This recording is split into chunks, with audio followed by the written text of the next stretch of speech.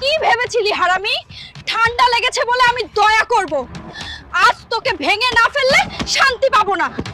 সখিনা রে, চাইলে আমাকে আর মার, কিন্তু এই ঠান্ডায় গোসল করতে বলিস না। আমার জন্য একটু পারফিউম এনে দে রে। শুনে রাখ হারামি, আজ যদি তুই গোসল না করিস তাহলে আমি এখনই বাবার বাড়ি চলে যাব রে। সখিনা, তুই চলে যা রে। তবুও আমি গোসল করব না রে। বাবাজি আমাকে কি লোকের সাথে বিয়ে দিল রে, গোসলের নাম শুনলেই কাঁপে, আর সহ্য হচ্ছে না। এবার দেওয়ানির কাছে গিয়ে কিছু একটা করতেই হবে। দেওয়ানি বাবু, আমাকে একটু সাহায্য করুন। আপনার লোক দুজন আমার সাথে পাঠান, আমার হালকে জোর করে গোসল করাতে হবে। ওর গা থেকে খুব দুর্গন্ধ বের হচ্ছে। গোসল করাতে লোক লাগবে না রে, আমার কাছে একটা বুদ্ধি আছে, মন দিয়ে শোন। দেওয়ানি বাবু, আপনাকে লাখ লাখ ধন্যবাদ রে।